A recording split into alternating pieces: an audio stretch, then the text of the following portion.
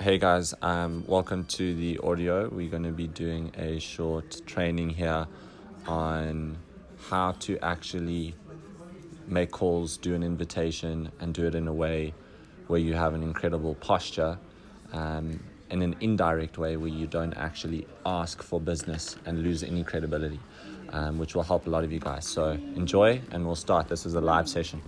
Hey, how are you? Hi. Good. So we're about to start. I'm actually recording this for the group, and if you can just get a pen and paper, I'll give you guys the exact system that I use when I speak to people on the phone, and how I invite people to understand the opportunity. The first thing I want to say is, if you don't have a GoPro book, you need one. This is the book, and the invitation and the indirect approach, by the way, is actually Paula Pritchard's work. Eric Worre put it into this book. Oh, good. So for those of you who love Eric, you should love Paula more. Okay. Eric's a great promoter though. Don't take anything away from him. So what I'd like to just go into is basically chapter 5. So if you go to chapter 5 in this book, it'll give you different ways to go about making the invitation for people to understand your opportunity, right? And that is the most important skill to master in network marketing. If you can't invite somebody to understand your opportunity, how do you expect to make money? You can't, right?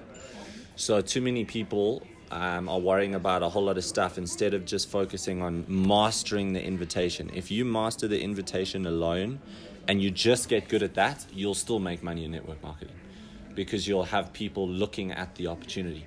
The number of eyeballs on the presentation daily is going to be directly proportional to your income. How you do that is the art. Does that make sense? Yes. So now, meeting people face to face is one way for coffee, but the thing is, how many people can you meet in a day? Versus how many can you call in a day? Yeah. A lot more. So meeting is always face to face, is always going to be the best way, but I would like to say you need to add in phoning. You can't not master the phone and get to diamond, in my opinion. So you have to get good at inviting people to understand your opportunity on a phone call, right? Have to.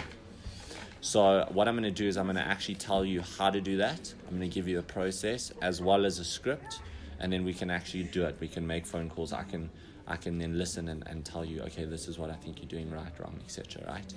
And for those of you listening on this call, find somebody in your upline who's good at recruiting, who's mastered, the invitation process, specifically on the phone, that you can sit with and actually do this with them, right? There's many people in our organization that are, qualified, not just myself. So the first step to notice before you phone anyone is having an attitude to serve. So you can just write that down. Most attitude to serve. Yeah. So think about it. Most people who pick up the phone to call people are hoping the person signs up, without actually thinking whether or not that person is even the right person for their business. I would rather encourage you to have an attitude of, how can I help this person? So you're phoning to literally see how you can actually help them. Doesn't that take all the pressure off you? Yes, it does. Think about it. Most people are phoning and they're nervous because they think that they're trying to pitch the person something. But when you understand you have an opportunity so great that could potentially change somebody's life, you actually feel obligated to call and share it with people, because you know it could change theirs. And if you didn't share it with them, you would almost be doing them a disservice. So it's the mentality around the call which is at the foundation of this whole process. Does that make sense? If you get the mentality right around the phone call, then the phone call itself becomes easy. And the tools and the techniques and what you say is really just surface level. You know what I mean? That's the bricks that you're putting on the foundation. But the foundation is knowing that you have the right mindset around serving and helping as opposed to selling. Does that make sense? Imagine how much easier it is to phone somebody and say, hey, I was just calling to see how you are and to see if I could help you, as opposed to, hey, and try to pitch them on your opportunity. Huge difference in the energy. And people pick up on that energy, that vibration before you even speak. We're energetic beings. So we know subconsciously that person on the phone already knows when they've just answered the phone. They already know on a deep subconscious level. They already know whether you're calling to sell them with your own subjective bias, or whether you're calling with a completely objective bias to help and to serve. Once you get that down, trust me, everything else flows from there. Okay? So now that we've covered the fundamental mindset around making a phone call, I'm going to go into the tools and the techniques and what you say. So now what I do is I love the indirect approach. And what I mean by that is you do not ask people if they are interested. Never ask somebody if you're interested directly in your opportunity. The reason being is, think about this. Does everyone want what everyone has? Or does everyone want what they can't get? What's rare and what's unique and special? So your company, your opportunity has to come across in a way that it is unique, special, and not something that just anyone on the street can get involved in. But that is exactly how people are pitching their business. They're going out and they're asking Joe Soap, Mary, the pauper, the guy on the street, and the entrepreneur all if they would like to join their company. Who do you think thinks that's attractive? It's not attractive. But if you really represented an amazing company with incredible products, and you had an amazing team, remember that. That's very important. Your specific team, your organization is an organization in which you decide the quality of people that you let into your organization. So if you want to have an amazing organization with people with a great mindset that are positive, you don't want anybody joining your team. You only want a select group of people that join your team. And that's exactly how you need to frame the call. That you're only looking for people, right, that are self-motivated, ambitious, that have the right mindset, open-minded, that are really hungry and ready to run and earn an extra income and change people's lives. You say that on the phone? Literally. So now I'm going to go into what I say on the phone, so you can write this down.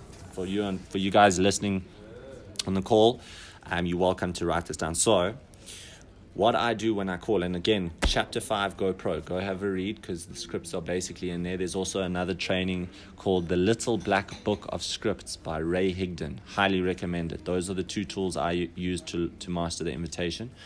But I'm going to give you guys a basic script here, right?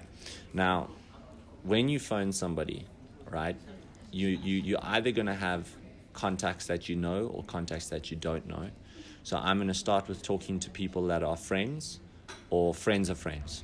So your warm market. That's who generally everyone starts with when they join a network marketing business, right? And when you phone them, right, if you look in the GoPro book, the first thing it talks about is have a sense of urgency, right? Have posture. So I usually start by, saying to the person, hey, how you doing? Hey, whatever their name is, you can put in brackets, hi, say John, hey, how you doing? John's going to say, I'm great. You say, listen, I'm great too. However you normally speak to them, you want to start the conversation that way. Does that make sense? Be yourself. Don't change it because they're going to know something's up then if you're trying to be, fake. Be real. Be who you are. If you started by saying, how's it? Say, how's it? If you started by saying, yo, what's up? Say, yo, what's up? If you started by whatever the way you started a normal conversation with your friend, start it the same way, right? Then just mention to them, just say, listen, I don't have a lot of time or I'm running out the door. Those are just two ways to create a sense of urgency around the call. So the person knows that you're in a rush, that you're busy. And successful people are usually busy. Would you agree? Yes. So I say, hey, John, how are you doing? Great, fantastic. Listen, I don't have a long time to chat, but I just wanted to give you a ring to see how things are going with you. Now, write that down. So I just wanted to give you a call to see how things are going with you. Now, before you write down anything else, let me explain the psychology behind that.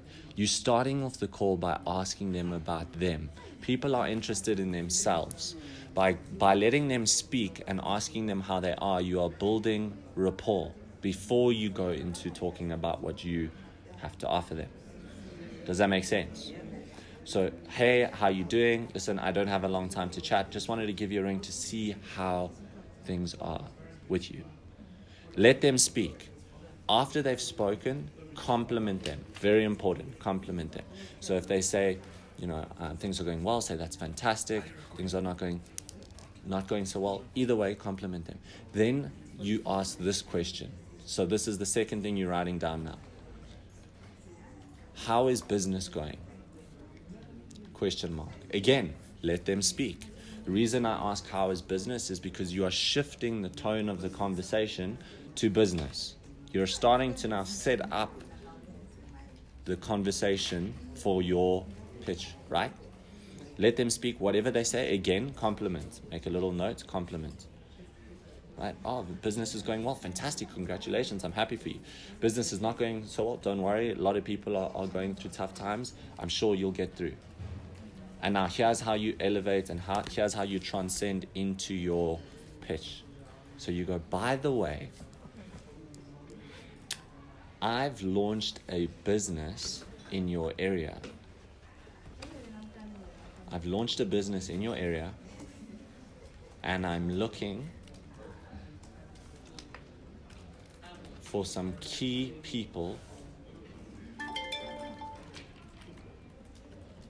I'm looking for some key people who would like to earn an extra income. By the way, I've launched a business in your area, and I'm looking for some key people who would like to earn an extra income, comma. It could mean an extra $3,000 to $5,000 a month or more. Do you know anyone like that? Question mark. Very important to keep quiet after that. And I'll explain why. I say an extra $3,000 to $5,000 a month because in South Africa, that is realistic. It's not it's not too big a figure that people wouldn't believe you, but it's also not too small a figure that they wouldn't be interested. If you were in the US, I would say an extra $5,000 to $10,000 a month. Does that make sense? So it depends on sort of the country you're in, but generally speaking, anywhere in the world, 5,000 to 10,000 would be a pretty good number. I wouldn't go much higher than that. Otherwise, people might think you're talking a bunch of BS. You want to be on the side of realism, but also optimistic, giving them something to sort of be excited about. Makes sense? Now, once you've said that, it's important to stay quiet. Reason being, their response will tell you whether or not they are actually interested or not. They can only say one of a few things. The first thing they could say is, well, I don't know anyone. The second thing they could say is, well, I might know somebody and I can send you the information. The third thing they might say is, well, and this is most likely what they usually say, well, what is it about? Or, well, can you tell me more? Or some sort of question they'll basically respond with, which actually shows you that they themselves might be interested. Now, here's the important thing, and I do this. No matter what the response is, you go into if I would you. Now, if I would you is a skill which is in the GoPro book. You need to get the book. I'm not going to go into too much detail, but very simply put, no matter what their response is, I basically say to them, great, if I would invite you to, and then in the brackets they put there, and this is the tool that you use. So you might invite them to a live event, which is always the best in terms of percentage-wise, in terms of people joining your business. A live event is the best exposure, right? The second thing is a live, I would say, a live webinar, right? A live webinar, a three-way call with your upline, or a meeting with your upline. Those are pretty much the three main sort of tools that I would use to get them interested, right? Or you could send them, if they can't make a live webinar, can't make a live event, and they can't make a meeting with your upline, just agree to send them some short videos which your company will have, your upline will tell you, just to pique interest, to get them informed, maybe your website, etc. And then schedule a follow-up call. Very important. So let's say, for example, we're going with a live webinar, because in this case, we actually have a live webinar on Thursday. I'm going to start the pitch from the beginning so you guys can see how this works. So, hi, I'm calling John. Hi, John. It's Oliver here. How are you? John says, Oliver, I'm great. How's it? Listen, John, I don't have a long time to chat. I just wanted to give you a quick call to see how you are. How are things going? John responds. I listen. I compliment him. Then I say, listen, John, how's business? Shift the tone now of the conversation to business. John tells me how business is. I compliment him. After complimenting John, I now go into my pitch. By the way, John, I'm in the process of expanding a business in your area, and I'm looking for some key people that would like to earn an extra income. It could mean an extra $3,000 to $5,000 a month or more. Do you know anyone like that? ?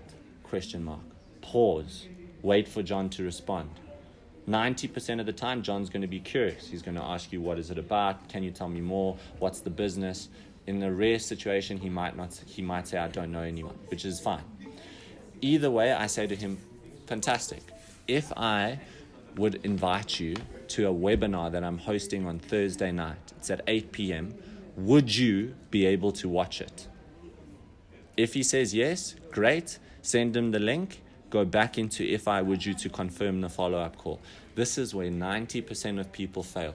They get the confirmation and they don't get the follow-up. Does that make sense? Guys, you have to get the follow-up. If you don't get the follow-up, you cannot be successful in this business.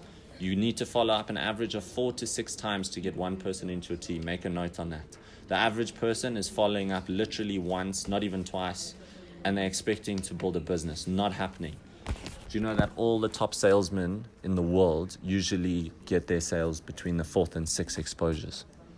So you've got to be persistent, disciplined, and you need to have a calendar or some sort of system where you're actually putting in the schedule and the notes when you've agreed to follow up with all of these people. If you don't have a system to track, you can never build this business on the phone. Does that make sense? I use my iCalendar. You guys can use a Google Calendar. You can use a book if you prefer to write things down in a diary, but you need to have a schedule where you have your follow-up calls noted with notes, so when you follow up with them, you remember what they said, etc. Make sense? So now he said to me, yes, I can watch the webinar at 8 o'clock. Fantastic, John. If I would send you the link to watch it at 8 o'clock on Thursday, right? You're going to watch it on Thursday. Would you be available for a follow-up call Friday morning at 8 a.m.? John says, yes. Fantastic, John. I'll call you Friday morning, 8 a.m. Have a fantastic day. Get off the phone before them. Very important. I put down the phone always before they do. Shows that I'm busy, posture, and a sense of urgency. Now, immediately I put in my diary Friday, call back John, follow up, 8 a.m., follow up, and ask him, and I'm going to go through the follow-up process with you also here very quickly. Now, if John had said no, John, I can't watch the webinar on Thursday, you always have a plan B. In other words, your webinar is Thursday, that's plan A, you hope to get him on. If he can't, you're going to fall back onto the, let's say, the live event you're having on Saturday. So now I say, I see you can't make the webinar on Thursday. Could you make a live event on Saturday that I'm having? If he says no, then you say, no problem, I understand you're busy. How about I send you some short videos on my website? It'll only take you 10 minutes. When's the soonest you could look at that by? I could look at that by this weekend. Fantastic. If I called you on Monday at, say, 10 a.m., would you have looked at the information by then? Again, would you? Yes, fantastic, John. I'll give you a call on Monday at 10. Have a great day. Chat to you Monday, 10 a.m. Goodbye, Oliver. Put the phone down. Put it in your calendar. You're calling him Monday, 10 a.m. Does that make sense? And in this situation, guys, I'll be honest, I'd actually talk about the event first on Saturday. And if they can't make the event, promote the webinar on Thursday, because an event's got a higher conversion than a webinar, right? So always promote the event. And if they can't make the event, promote the live webinar. If they can't make the live webinar, send them some information. Set up a call with your upline as soon as they've gone through the information. 3-way calls are great. Live meetings, coffee, one-on-one, etc. Especially if they're in your area. Makes sense? Now, once you've gone through that invitation and they've agreed to look at some information and you've scheduled the follow-up call, this is what you do on the follow-up. You phone them and you start the call the same way. So, hi John, Oliver here, just following up with you with regards to the opportunity we spoke about the other day.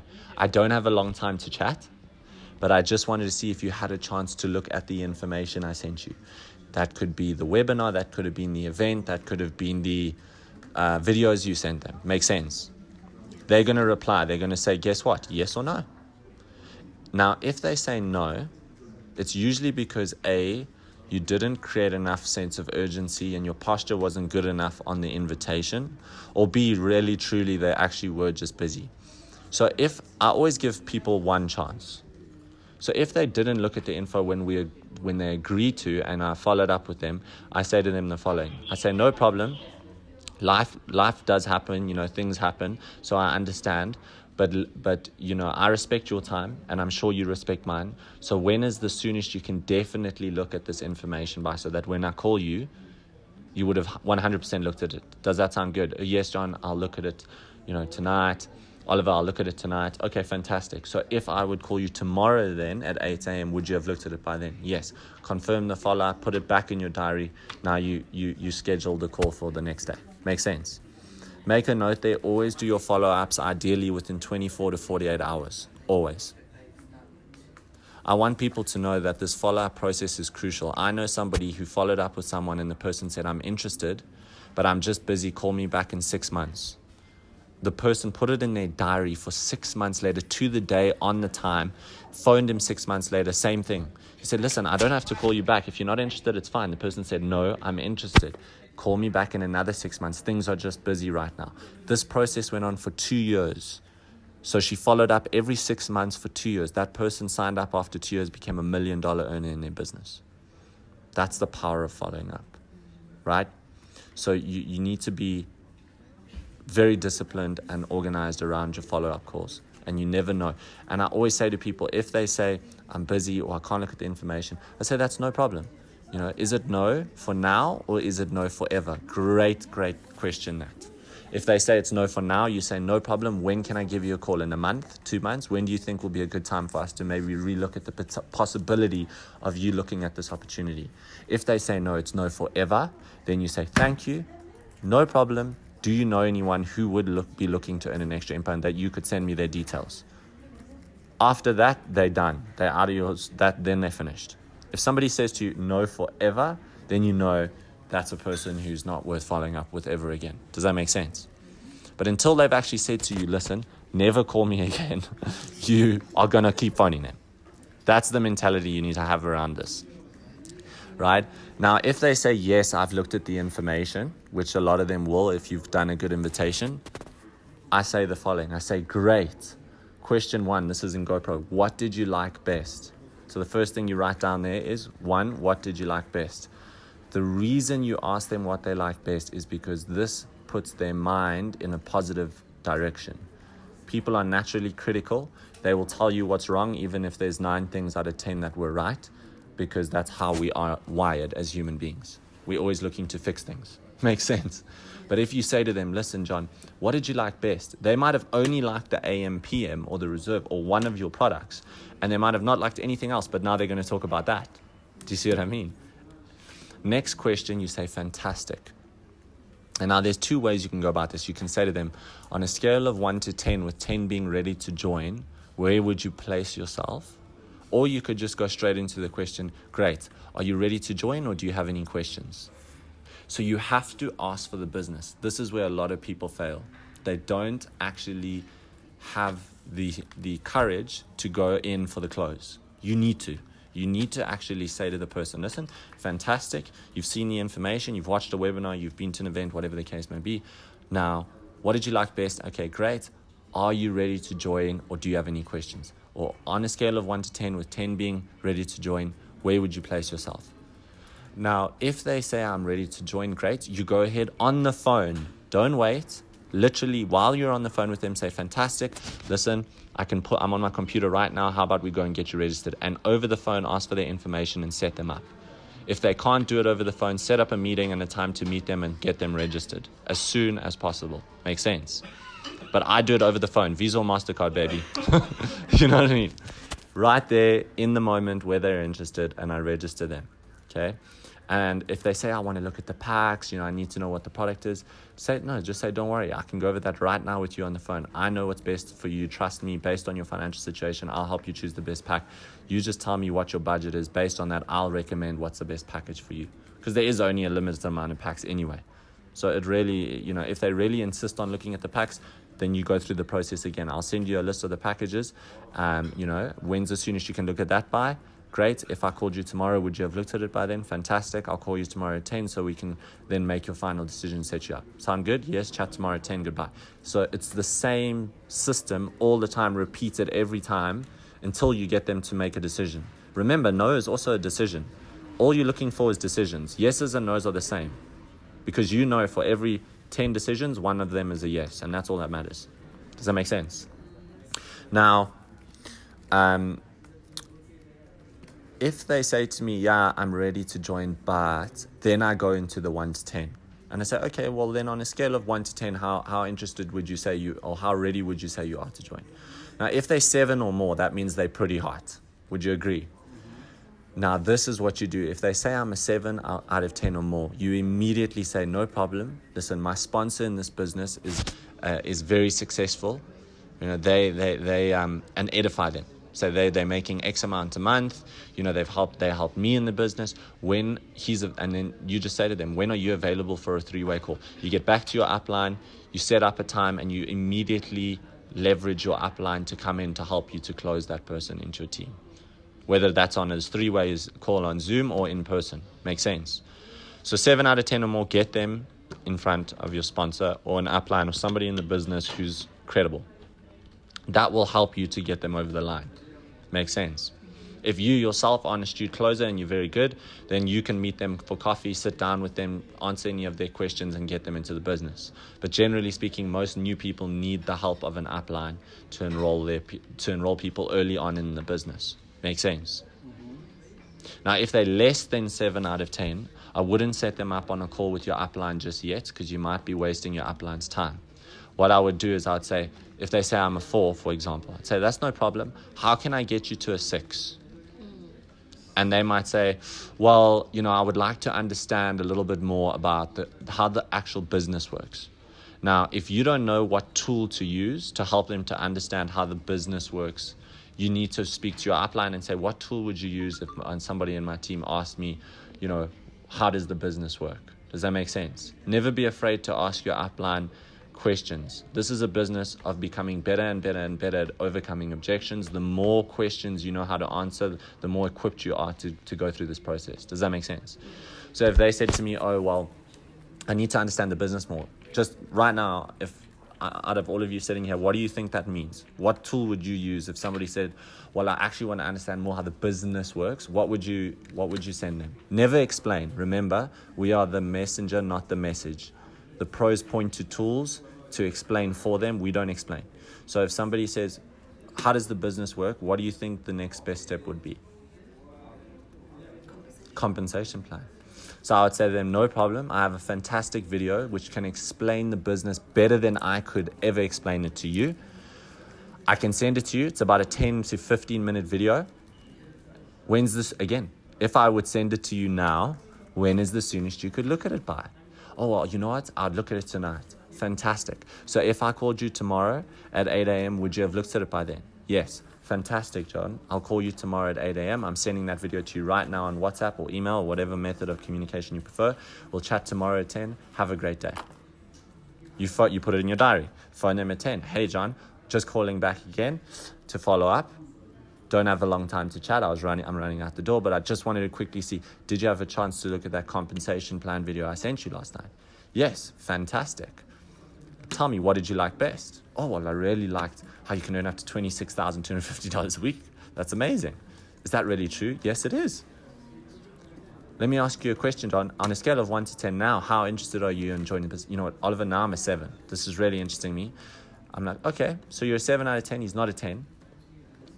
So, John, are you ready to join? Would you say you're ready to join, get going? You know what, I am, but I'm 7, I'm just a little bit, they might say to you, I don't know if it really works. You say, listen, no worries, I understand. How about we do this? My upline is actually somebody who's earning income in this business. They're making $10,000 a month. So they actually have almost, they're already making the binary work. They're doing well in the business. When are you available that we could do a 3-way call with my upline? Oh, I'm available anytime. You tell me. I'm very keen. Fantastic. Let me get back to my upline. I'll get a couple times and I'll call you. If I'd call you tomorrow at 8 or tonight at 5, just to confirm the time, the 3-way call, would that be fine with you? Yes. Okay, great. Chat at 5. Do you see what I mean? You never put the phone down, write this down, ever in your life without having a scheduled follow-up call with that person, ever. And the secret, ladies and gentlemen, is actually doing this with the team members you enroll as well, continuously after they've joined your business, not just with prospects. Because what most people do is they'll start to master this invitation process. They'll really start getting people into the pipeline and getting people to join their network. The moment they've joined their network, they forget about them and they bring in new people, and that person's on their own. What I do is the moment somebody's joined my team, I now put a follow-up call in my calendar to go over the getting started training with that person. Does that make sense? So for example, this process continues continuously throughout my organization with anyone that I've sponsored frontline into my team. And I teach my frontline to do this with their team. And I say, okay, let's say I follow up with John now. The next day, John's joined the business after the 3-way call that we've had with my upline. John signs up. Now, before that call ends, I'm not going to just say, well done, John, you're in the business. Have a good day. Goodbye. I'm going to say, John, fantastic, you're in the business, but guess what? This is only where the journey starts. I need to send you a getting started training. When's the soonest you could go through that by? Oh, it's going to take me the weekend. Fantastic. So if you went through that this weekend, make some notes. Any questions you have on what you don't understand, we chat Monday, 10 a.m. How does that sound? Fantastic. Good. Chat to you Monday, 10 a.m. Goodbye.